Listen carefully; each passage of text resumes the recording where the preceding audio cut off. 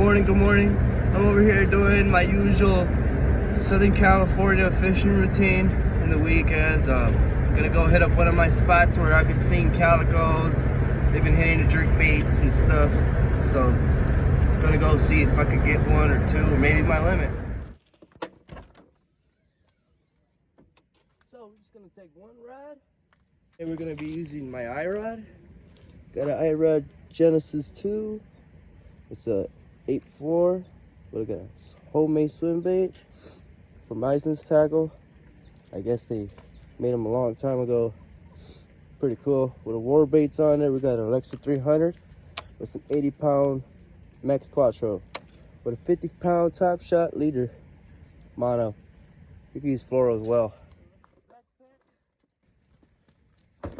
Oh, when you're out there for several hours, make sure you take a little bit of snacks.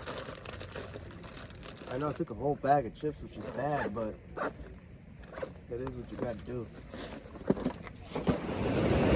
Here we are in the surf, looking for some calicos, maybe some halibut, maybe some sea bass. Gonna get closer to the kelp bed, see if we could maybe find some territorial calicos, maybe a white sea bass. But look at those waves. They're pushing all the way up. All the way to the top. So, and it's not even high tide. That's kind of bad news for me. Hopefully I don't get stuck. I think we should be fine.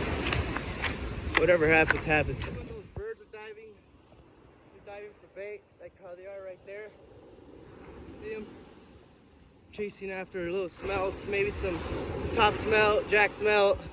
You never know, maybe some mackerel that are in there. Yeah, it looks pretty shallow, but these mackerel might cruise in. See those birds right there? Some taking a dive. Saw a dolphin over there. So overall, you could tell there's water in the water. There's fish in the water. That means fish are gonna be biting. What I say is, it's okay to leave fish for more fish, because if it's worth it, you might find a lot more fish than you found the first time. So I left that pot of pelicans and top smell alone. I know there's got to be some halibut, maybe some calicos, maybe a white sea bass in there, but I'm not a bird chaser. I'm a structure chaser, so I'm gonna go chase different structure. Gonna go look for some pockets, maybe some kelp I can cast next to, you know, finding some structure where the fish live.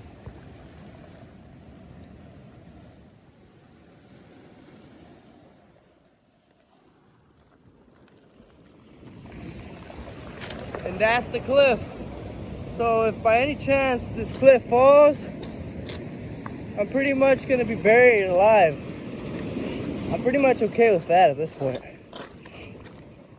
further from where we began, which means we're closer to our destination.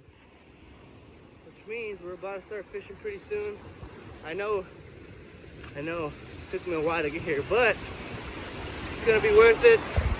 Water pretty much looks like a little bit better than yesterday's conditions. It's not as wavy, although it's not as high tide as yesterday. Today the tide will be higher than yesterday's, but right now it's currently not as high as yesterday. Yesterday I had to walk on these piles of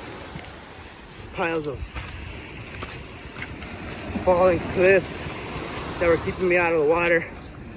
So today I know I won't be able to leave when it's high tide, but it's low tide, which means I can do what I gotta do right now.